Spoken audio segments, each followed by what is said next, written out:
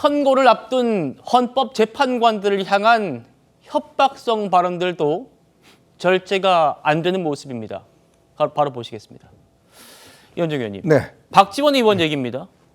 기각이나 각하 그런 의견서를 낼 헌법재판관 있을까라면서 기각 각하를 쓴 재판관은 역사적인 죄인이자 제2의 이완용이다.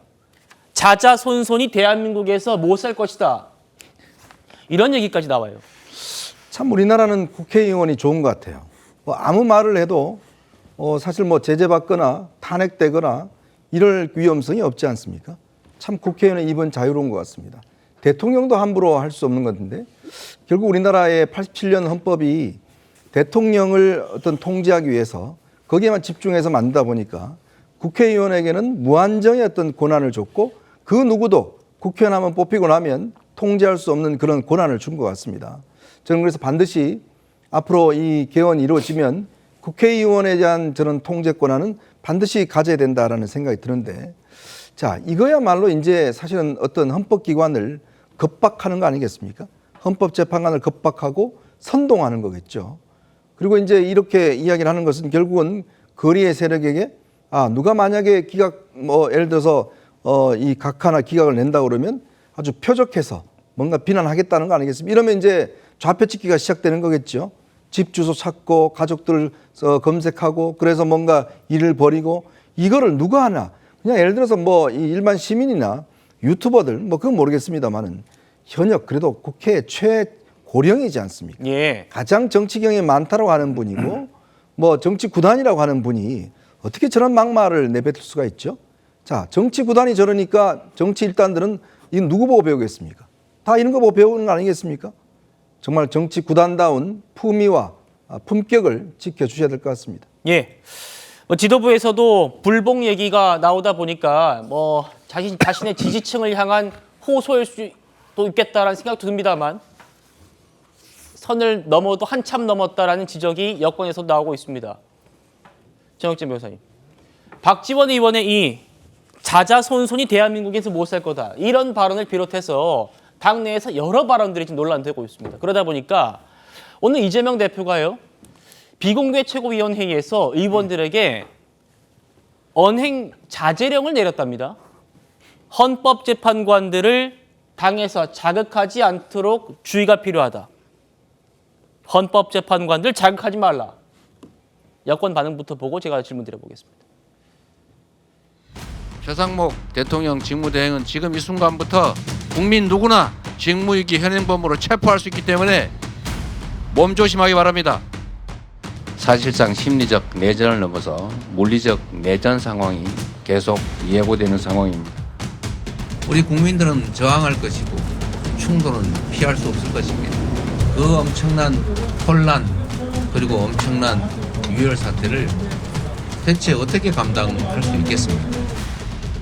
일종의 내란 선동입니다. 한마디로 헌법재판소의 재판 결과를 에 대해서 불복하고 거리로 나와라 고약한 원동이고요. 우리 마음에 안 드는 거 하면 우리 정말 나라를 유혈 사태로까지 만들겠어. 이건 엄청난 헌재에 대한 압박이죠.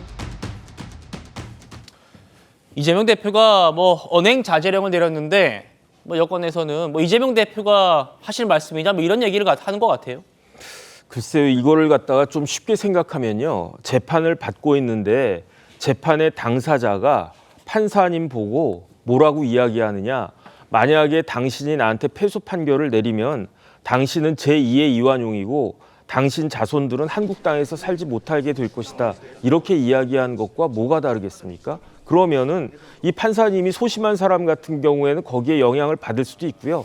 그다음에 그냥 대충 대범한 사람이라고 하더라도 무지무지하게 불쾌하지 않겠습니까? 더군다나 대한민국은요. 헌법에 뭐가 되어 있느냐.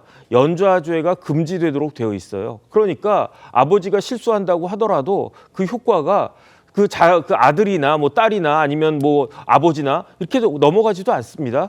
그런데 어떻게 기각각하 의견을 내는 재판관이 제2의 이완용이고 자손들까지 한국땅에서 살지 못할 것이다. 헌법재판관들이 이완용처럼 뭐 우리나라를 일본에 팔아먹었습니까? 이거는 비유도 맞지가 않고 그다음에 저런 이야기를 할 상황도 아니고 여러 가지 점에 있어서 굉장히 부적절한 이야기였다. 저는 그런 생각이 들고요. 그다음에 이재명 대표가 조금 전에 보여준 것 같이 저런 이야기를 하니까 그러니까 박지원 의원도 저렇게 이야기하는 것이 아닌가? 저는 개인적으로 그런 생각 듭니다. 알겠습니다. 민주당의 공개 불복 선언. 어제는 원내대표까지 지낸 사선의 박홍근 의원의 글로 이 논란이 시작됐죠. 그런데 오늘은 살짝 좀 물러선 것 같습니다. 저희가 어떤 의견인지 직접 물어봤습니다. 들어보시죠. 한덕수 대행이 유언적인 미임명으로 헌재 재판의 결과가 만약에 결과가 달라진다면 심각한 결함이 있는 비정상적 결정이기 때문에. 김영주 의원님. 네.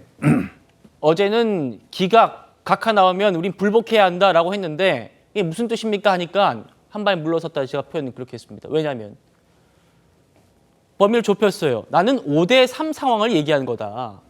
5대3으로 기각되는 상황 이러면은 만약 후보자가 들어가면 6대3으로 인용되지 않느냐. 그 상황을 대해서 우리는 승복할 수 없다. 자 그러면 만약 후보는 심리도 안 했는데 민주당도 만약 후보 들어가면 찬성할 거라고 지금 보고 있는 거 아닙니까? 사실은 뭐 민주당이 마은영 후보한테 미안해해야 될 지경입니다. 사실 마은영 후보가 민주당에 의해서 선임됨으로써 굉장히 본인이 마음고생은 마음고생들 하고 본인의 의지와 다르게 물론 성향은 그럴 가능성이 많습니다만은 굉장히 많이 회자되기만 하고 실제적으로는 사실은 표류되고 있는 그런 상황이고요. 실제적으로 위헌적이다라고 하는 부분에 대한 토론이 필요할 것 같아요. 그러니까 민주당이 마은혁 후보를 비롯해서 2명의 후보를 밀어붙이는 것이 위헌적인 것인지 그렇게 된 후보가 제발 국민의힘과 민주당 한 사람씩 하고 제3후보는 여야 합의로 가져오라고 하는 부분을 얘기하면서 버티는 것이 위헌적인 것인지 지금 이 논란의 종지부가 찍어져 있지 않습니다. 사실은.